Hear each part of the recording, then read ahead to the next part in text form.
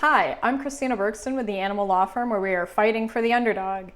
Today, I want to talk to you about what to do if your dog is impounded in Colorado or is threatening to be impounded in Colorado. So, in Colorado, you need to file a motion to have your dog released. We have a template for this on our website. And this is the only way to have a hearing on your dog's impoundment. So the purpose of the impound hearing is to determine whether or not your dog should have been impounded and or whether or not the costs of care, because you got to pay for your dog to be impounded, are reasonable.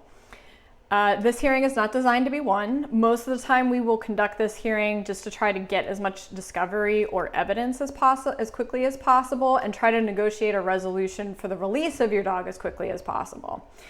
That said, hide your dog.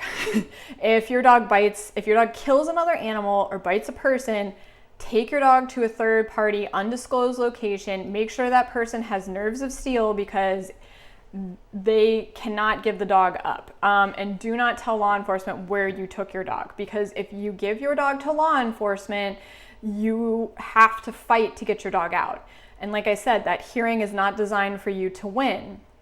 So that means that your dog could end up sitting in a shelter, a little 4x4 cage with no love, no affection, no toys, no comfort items. You can't even visit your dog without a motion.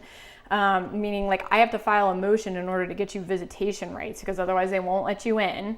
And it's just a massive, like, they're so ridiculous. I hate shelters. They just do not like animals. It's just ridiculous. Lost my train of thought. So yeah, don't give up your dog. Your dog will sit in a shelter. Your dog could sit into a shelter up to a year or more, depending on how long it takes to litigate your case. And so you don't want to do that because you're also paying monthly costs of care. So at the end, and in Colorado, it's like this super confusing statute that says you have to pay in advance for 30 days of your dog to be boarded in this shelter, 10 days before the expiration of the last 30-day period. Like, what? So yeah, I know. And so it's impossible to calculate. It's not like you have to pay on the first of every month. No, it's like you have to pay 10 days before the expiration of the last 30-day period. So it's super confusing. So you're paying like every 20 days, I think, in reality is what it comes out to, which is ridiculous. And it's, like $500 a month. But if you find that your dog is impounded, go to our website. You can file the motion to have an impound hearing. You have to file this motion within 10 days from the date that your dog was seized. So if your dog was seized on January 1st, you have until January 10th to file that motion. And if you don't file it within that time, you lose the opportunity to contest your dog being impounded. So my best word of advice is to hide your dog, make them get a warrant. And they will get a warrant, but make them do it.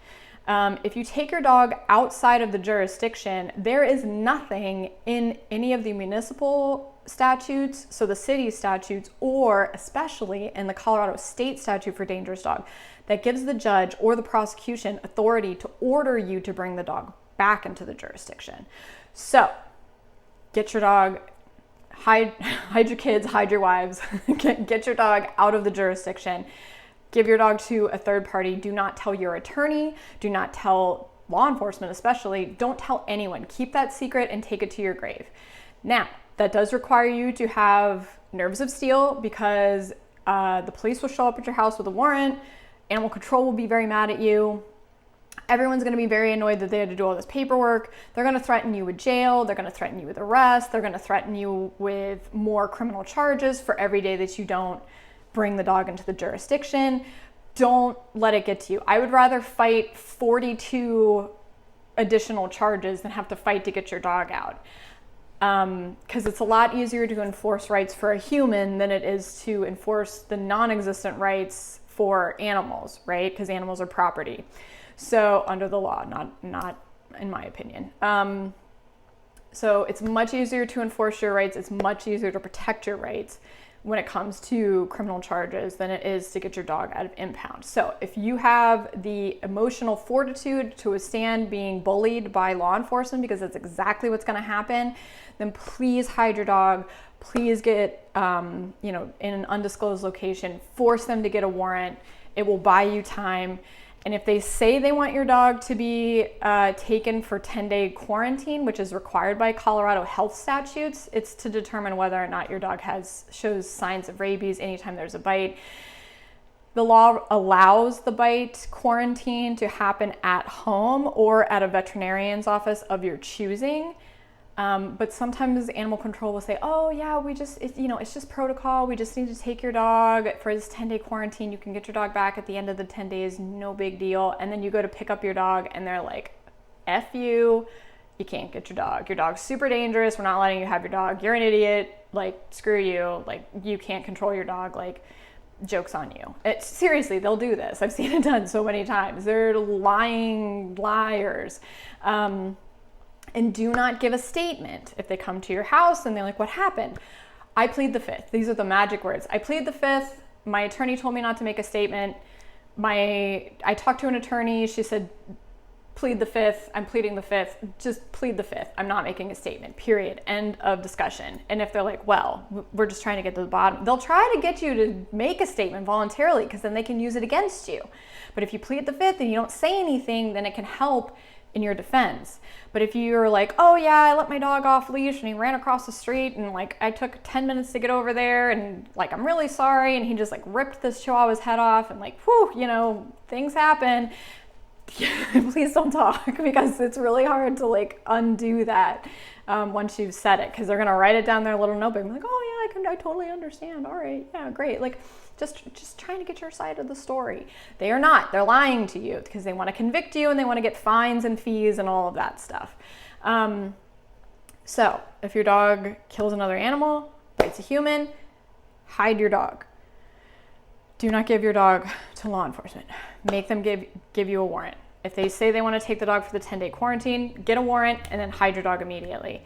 You can be like, hey, well, I can quarantine my dog at home. And if they're like, no, we really need to take the dog. Okay, well, then you're going to have to get a warrant and then immediately go and hide your dog, because they will try to go get a warrant.